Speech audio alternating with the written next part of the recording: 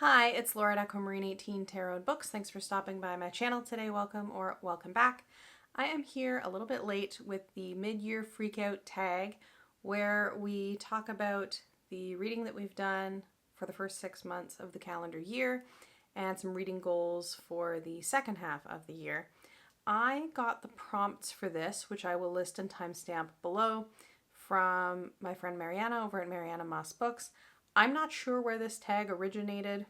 It has been around for years.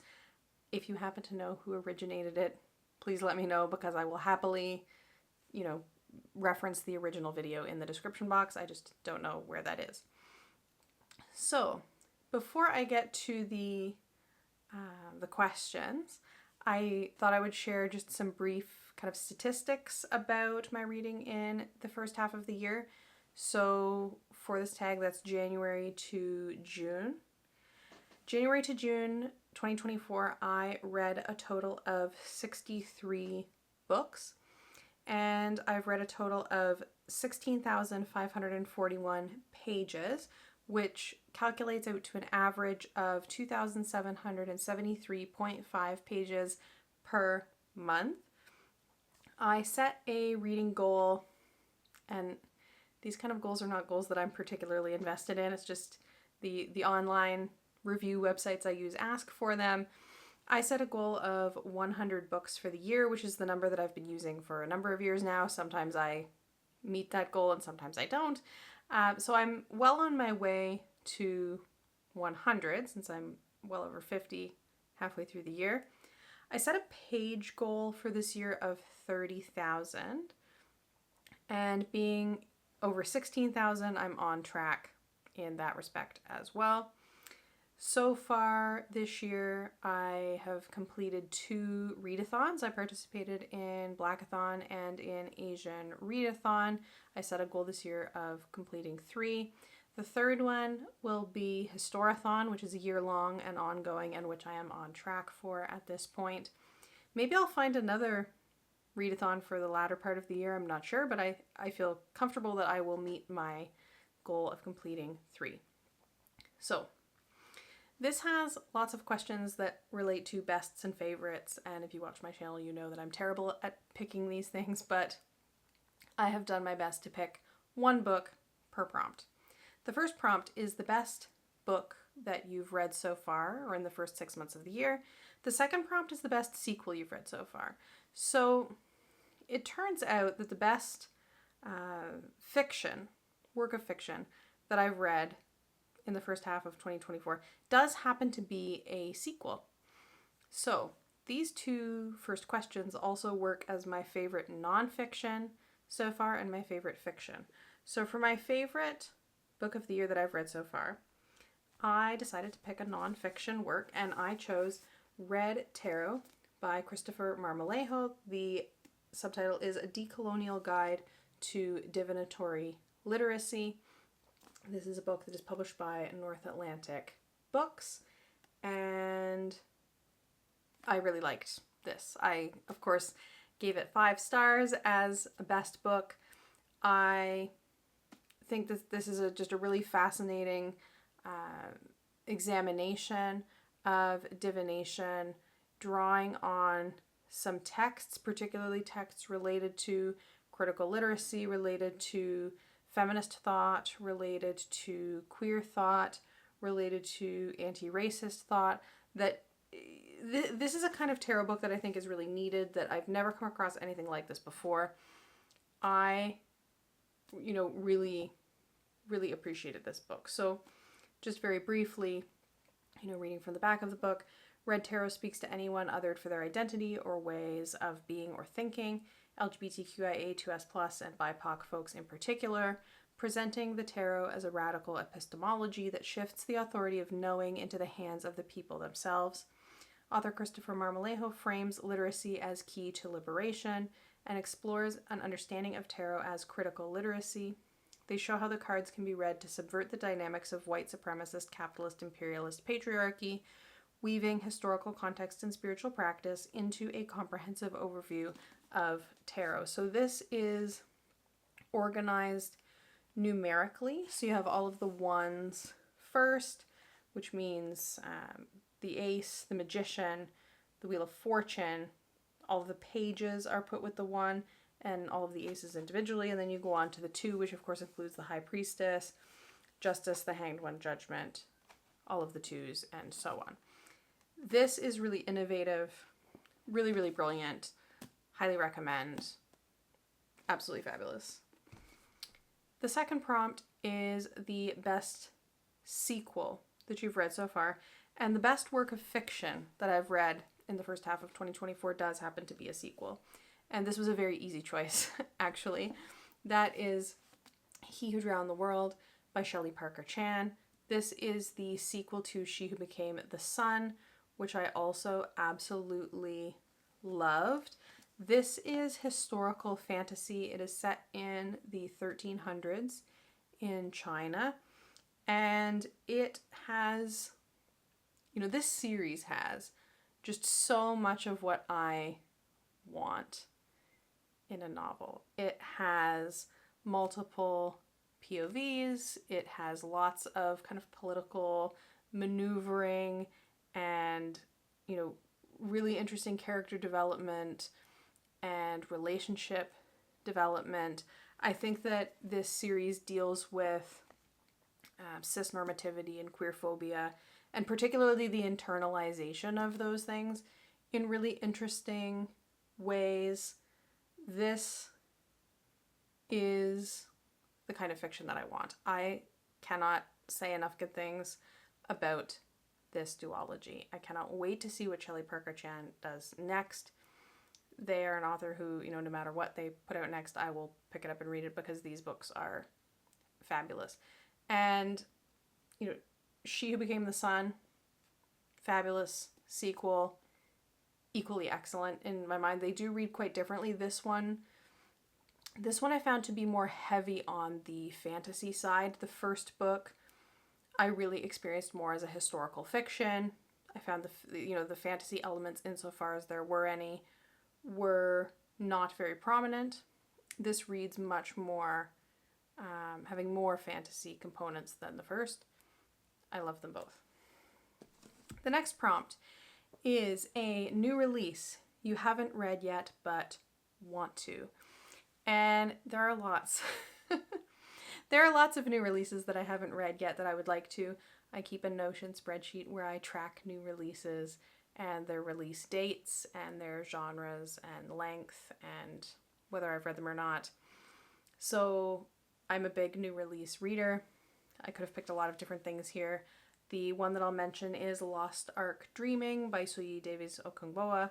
This released May 21st. So it is out, released in the first half of the year, but I haven't read it yet. This is a kind of post-climate disaster novella. It is set off of the coast of West Africa. And the reason that this is one that I really want to read is because I've been really enjoying the author's trilogy, The Nameless Republic. It started with a novel called Son of the Storm. I've read 2 of those books so far. The 3rd book in the trilogy I think is forthcoming. And so I really like the author's work, and I'm looking forward to reading this. And I love a novella as well. So that's high on my to-read list. The next prompt is the most anticipated release for the second half of the year. Again, I could name so many. I've also tried in coming up with answers for this tag to not repeat titles anywhere. So most anticipated releases, the one that comes to mind is The Lotus Empire by Tasha Suri. This is the 3rd and final book in the Burning Kingdoms trilogy. This, again, is a fantasy trilogy that has so much of what I love in fantasy. It is queer. It has multiple points of view written. It has a really interesting setting, really interesting world building, and it is very highly anticipated because if you're reading this, the end of that second book, is still with me. I have been eagerly awaiting the 3rd since I put down the 2nd. So I absolutely cannot wait. I will also mention one that has now, I'm filming this in the later part of July. One that has already released that I haven't picked up yet, that next trip to the bookstore I will absolutely pick up, that I have been waiting for, that I'm sure I'll be reviewing soon, is of course The Book of Elsewhere by China Miéville and Keanu Reeves. I have been so enjoying the China Miéville Keanu Reeves relationship in the interviews that they've done together, and I'm just so excited. I think it will be fantastic. So I'm looking forward to that. I'm not familiar with the work that Keanu Reeves has done previously, like that informs the character in The Book of Elsewhere, but the description for this book describes a genre-bending epic of ancient powers, modern war, and an outcast who cannot die. And knowing that, China Miéville is involved, who I'm a big fan of and who hasn't put out a work of fiction in quite a number of years, I'm really, really excited for this. Biggest disappointment is the next prompt. And biggest disappointment is hard for me because I have given so far an average star rating of 4 based on everything I've read so far this year, so I'm having a good year. The only fiction that I have actually DNF'd is the one that I will pick, and that is White Horse by Erica T. Worth. This is a book that a local book club had chosen, and so I picked it up, just seeing it featured in that context, and it really didn't work for me. I found that it did not read like adult fiction to me, and the characters felt very stereotypical. I also really, really didn't get very far, so maybe it improved along the way, but from what I read, I couldn't stick with it. So I'll say that was a disappointment, though I also, because I wasn't familiar with it in any way going in, I didn't really have pre-existing expectations either, which, how disappointing can it be if you don't really expect anything in particular? I don't know, but there it is. The next one is biggest surprise, the next prompt. I feel like this is a prompt that's probably intended to be about, a book that you've read in the first half of the year that defied your expectations in some way, that you had no particular expectations about but ended up really loving, or something like that. But to me, really, in 2024, biggest surprise for a science fiction and fantasy reader, there is only one answer to this question.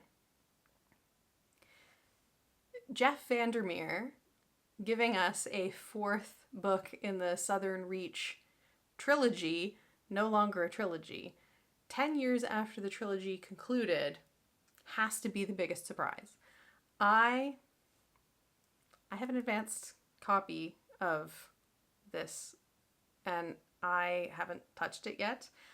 I think I might take a day off work and set aside time to read Absolution, because, oh my goodness, this has to be the biggest surprise. Biggest surprise. No other possibilities. The next prompt is favorite new author, debut, or new to you, and this is new to me. This is not a debut book. My favorite new author to me has to be Ed Yong, who wrote this book, An Immense World, How Animal Senses Reveal the Hidden Realms Around Us. This book is a book of nature writing about animals' sensory experiences, so, sight, hearing, taste, echolocation, sense of magnetic fields, all kinds of sensory kind of capacities that different species have. It's extraordinary. I am so happy that a friend rated this book on Goodreads, because I had never heard of it before, and that's how I came across it. I thought it sounded fascinating and picked it up, and I so enjoyed this book that I actually have Ed Yong's other book, which is about microbes, waiting for me at my local bookstore. I just have to go pick it up. I had them order me a copy. So, also a big surprise is pre-ordering a book about microbes. That's fun. This is the kind of science writing that I want to read. It's well researched. It's comprehensible for someone like me who is not someone with a science background. It is really well cited. It's fascinating. The author had sensitivity reading for ableism in terms of making sure that he's talking about senses and sensory experiences in a good way. I love this.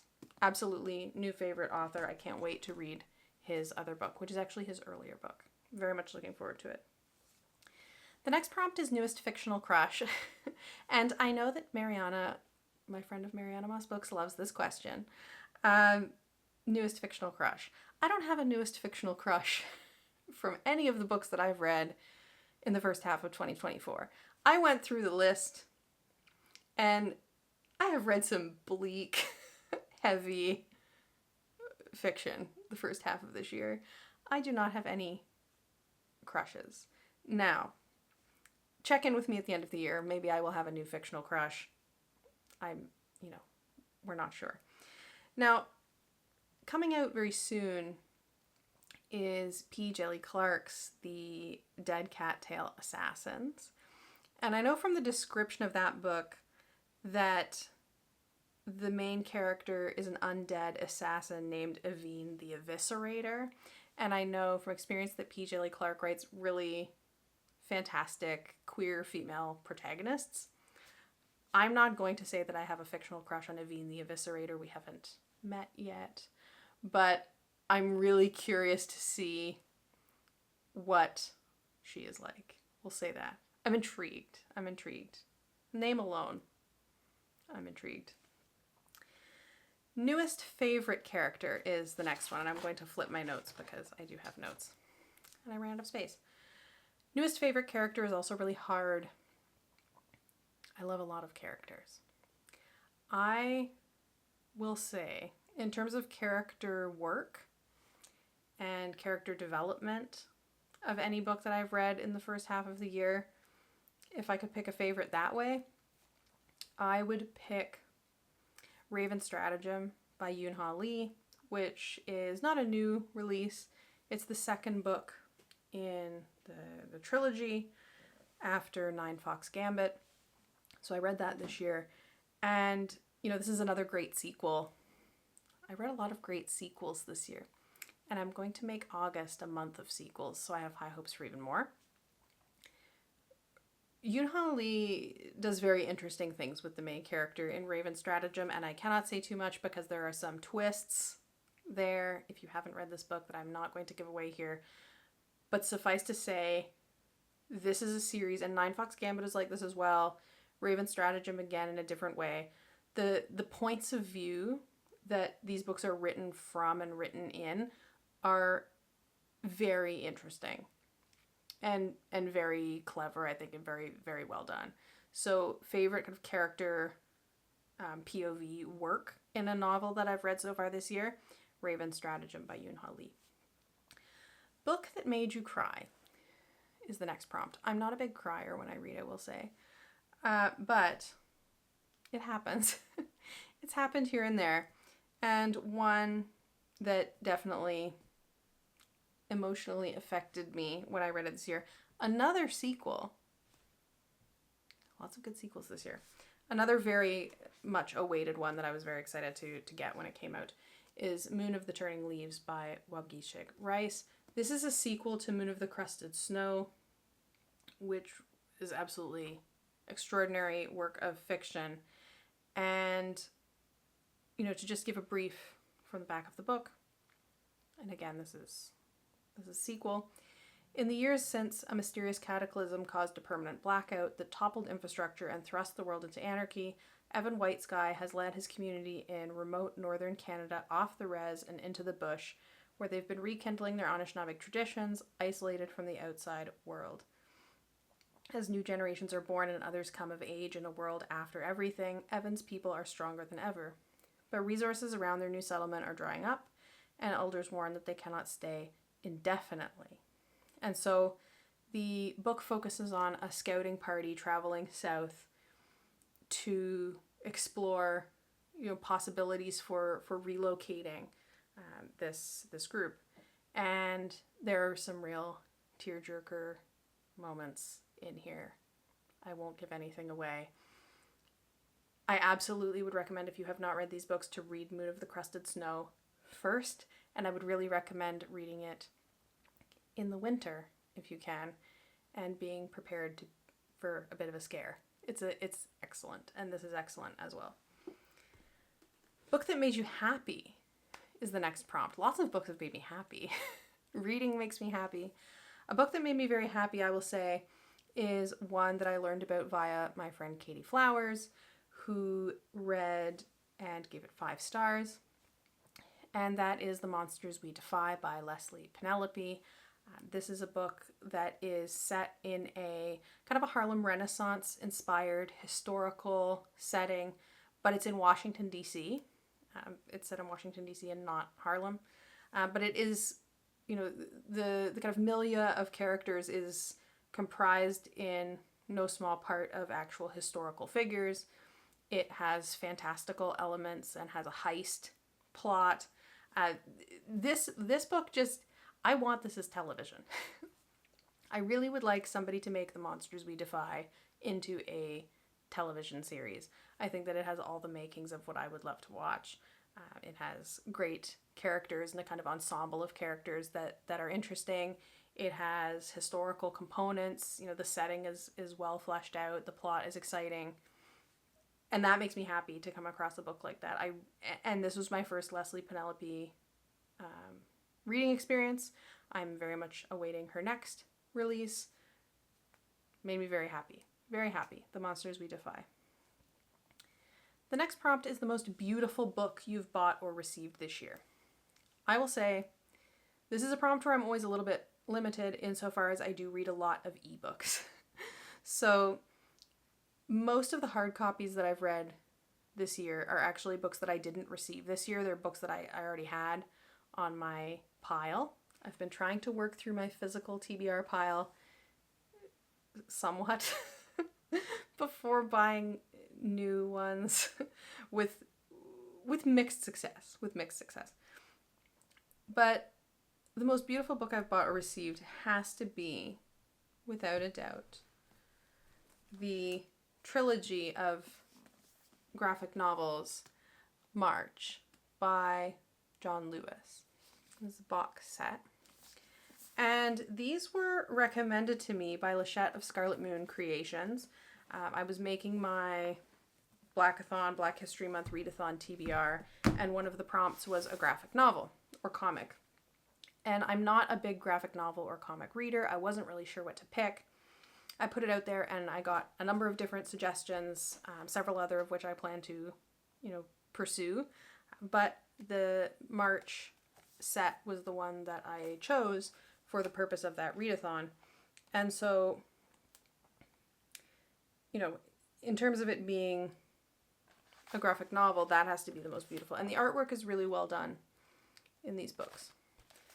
This is another books that made me cry for sure. Definitely not easy reading, very impactful, really great. 5 stars for all 3 volumes. I think that these are just fantastic. I would very, very highly recommend the March trilogy. And definitely the most beautiful. And I'm really happy with this. You can buy them separately, but I knew if I read one, I would want to read all 3, right? And I'm really happy with this beautiful box. So I'm very happy to have that on my shelf. And it's already been read by more people than just me. My spouse saw it and read it as well. And I've had requests to borrow. So I'm happy about that as well. The last prompt is, what books do you need to read before the end of the year? I don't need to read anything before the end of the year. I'm making my to-read lists for the month, which I sometimes stick to and sometimes don't. On a kind of month-to-month basis, I don't have things really charted out very far ahead of time. I do plan to read for Historathon, so that means 2 more non-fiction history books set in the latter 2 time periods covered by that readathon. So that's kind of a have to insofar as I want to finish the readathon, but I haven't chosen those books yet. I just know that I need to pick something for each of those 2 time period based prompts. The other book that I want to read by the end of the year, though, is Parable of the Talents by Octavia Butler. This is a reread for me. I'm currently reading Parable of the Sower, which, the setting starts in July 2024. So I've been reading it with a group of folks together. I am not going to read this right away upon finishing Parable of the Sower. They are intense books that I think for me, they're very thought-provoking. They need time to reflect on and to process, even as a reread. You're always like finding new themes in Octavia Butler's work, I think. It's very rich and very thoughtful. And reading it now, in 2024 is something, it's provoking a lot of thought and discussion, which I'm grateful for.